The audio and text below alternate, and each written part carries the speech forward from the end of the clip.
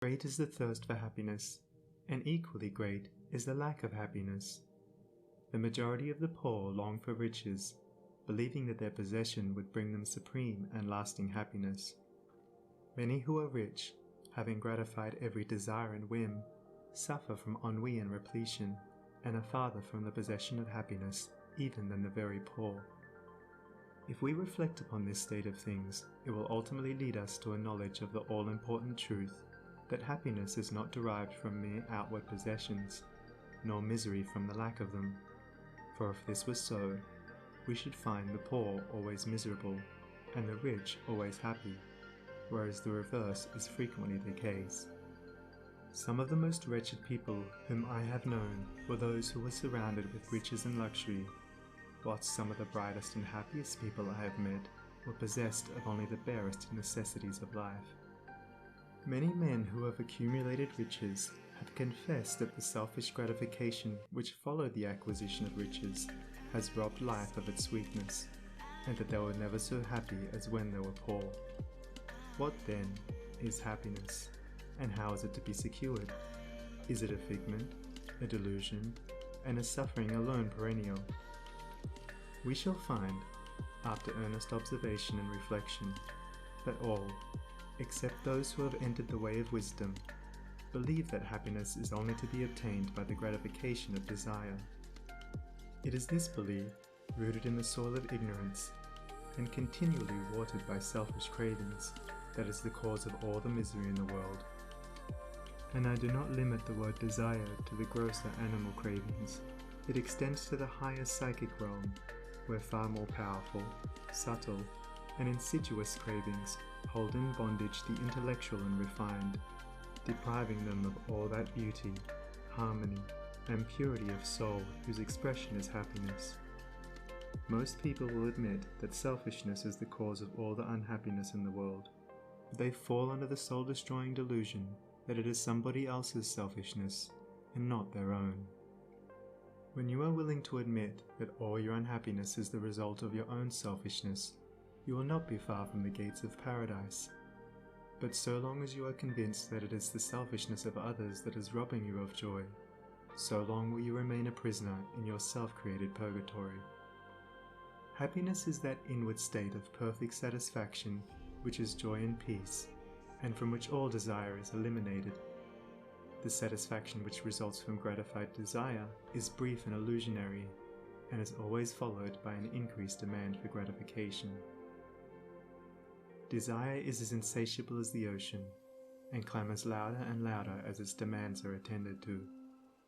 It claims ever-increasing service from its deluded devotees, until at last they are struck down with physical or mental anguish, and are hurled into the purifying fires of suffering. Desire is the reign of hell, and all torments are centered there. The giving up of desire is the realization of heaven, and all delights await the pilgrim there. I sent my soul through the invisible, some letter of that afterlife to spell, and by my soul returned to me, and whispered, I myself am heaven and hell. Heaven and hell are inward states. Sink into self and all its gratifications, and you sink into hell. Rise above self into that state of consciousness which is the utter denial and forgetfulness of self, and you enter heaven. Self is blind, without judgment, not possessed of true knowledge, and always leads to suffering. Correct perception, unbiased judgment, and true knowledge belong only to the divine state, and only insofar as you realize this divine consciousness can you know what real happiness is. So long as you persist in selfishly seeking for your own personal happiness, so long will happiness elude you, and you will be sowing the seeds of wretchedness. Insofar as you succeed in losing yourself in the service of others, in that measure will happiness come to you, and you will reap a harvest of bliss. It is in loving, not in being loved, the heart is blessed. It is in giving, not in seeking gifts, we find our quest. Whatever be thy longing or thy need, that do thou give, so shall thy soul be fed, and thou indeed shalt truly live. cling to self and you cling to sorrow. Relinquish self and you enter into peace. To seek selfishly is not only to lose happiness, but even that which we believe to be the source of happiness. See how the glutton is continually looking about for a new delicacy wherewith to stimulate his deadened appetite, and how bloated, burdened, and diseased, scarcely any food at last is eaten with pleasure. Whereas, he who has mastered his appetite, and not only does not seek, but never thinks of gustatory pleasure, finds delight in the most frugal meal. The angel form of happiness, which men, looking through the eyes of self, imagine they see in gratified desire, when clasped is always found to be the skeleton of misery. Truly, he that seeketh his life shall lose it, and he that loseth his life shall find it. Abiding happiness will come to you when, ceasing to selfishly cling, you are willing to give up. When you are willing to lose, unreservedly, that impermanent thing which is so dear to you, and which, whether you cling to it or not, will one day be snatched from you, then you will find that that which seemed to you like a painful loss turns out to be a supreme gain. To give up in order to gain, than this there is no greater delusion, nor no more prolific source of misery. But to be willing to yield up and to suffer loss, this is indeed the way of life. How is it possible to find real happiness by centering ourselves in those things which, by their very nature, must pass away? Abiding in real happiness can only be found by centering ourselves in that which is permanent. Rise, therefore, above the clinging to and craving for impermanent things, and you will then enter into a consciousness of the eternal, and as, rising above self, and by growing more and more into the spirit of purity, self-sacrifice, and universal love, you become centered in that consciousness. You will realize that happiness which has no reaction, and which can never be taken from you.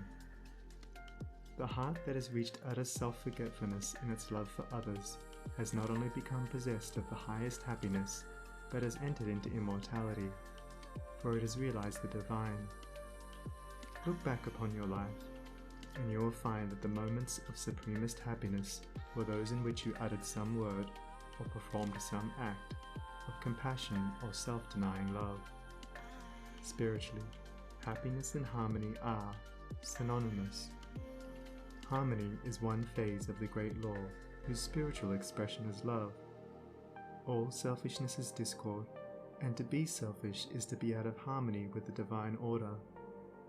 As we realize that all-embracing love, which is the negation of self, we put ourselves in harmony with the divine music, the universal song, and that ineffable melody which is true happiness becomes our own. Men and women are rushing hither and thither in the blind search for happiness, and cannot find it, nor ever will until they recognize that happiness is already within them and round about them, filling the universe, and that they, in their selfish searching, are shutting themselves out from it.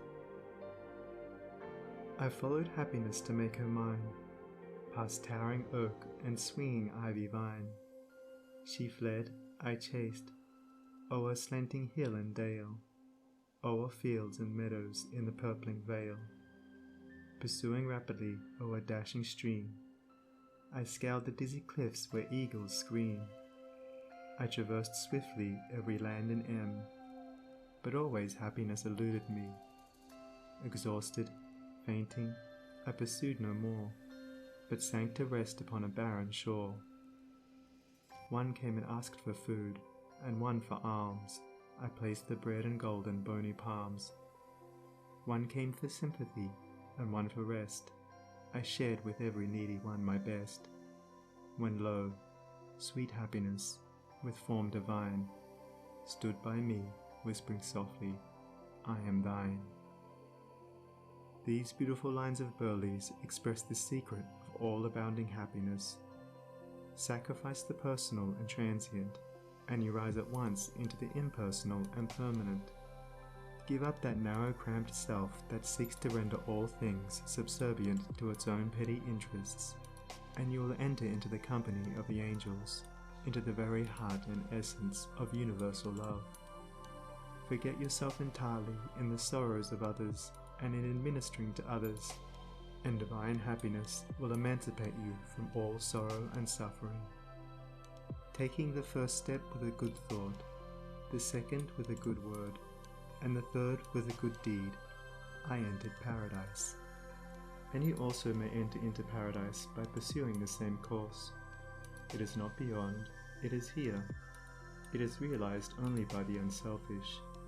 It is known in its fullness only to the pure in heart. If you have not realized this unbounded happiness, you may begin to actualize it by ever holding before you the lofty ideal of unselfish love and aspiring towards it. Aspirational prayer is desire turned upward. It is the soul turning toward its divine source, where alone permanent satisfaction can be found. By aspiration, the destructive forces of desire are transmuted into divine and all-preserving energy. To aspire is to make an effort to shake off the trammels of desire. It is the prodigal made wise by loneliness and suffering, returning to his Father's mansion. As you rise above the sordid self, as you break, one after another, the chains that bind you, you'll realize the joy of giving, as distinguished from the misery of grasping. Giving of your substance, giving of your intellect, giving of the love and light that is growing within you. You will then understand that it is indeed more blessed to give than to receive, but the giving must be of the heart without any taint of self, without desire for reward. The gift of pure love is always attended with bliss. If, after you have given, you are wounded because you are not thanked or flattered, or your name put in the paper, know then that your gift was prompted by vanity and not by love, and you were merely giving in order to get, were not really giving, but grasping. Lose yourself in the welfare of others. Forget yourself in all that you do. This is the secret of abounding happiness. Ever be on the watch to guard against selfishness, and learn faithfully the divine lessons of inward sacrifice. So shall you climb the highest heights of happiness, and shall remain in the never-clouded sunshine of eternal joy, clothed in the shining garment of immortality. Are you searching for the happiness that does not fade away? Are you looking for the joy that lives and leaves no grievous day? Are you panting for the waterbrooks of love and life and peace? Then let all dark desires depart and selfish seeking cease. Are you lingering in the paths of pain, grief-haunted, stricken sore? Are you wandering in the ways that wound your weary feet the more? Are you sighing for the resting place where tears and sorrows cease? Then sacrifice your selfish heart and find the heart of peace.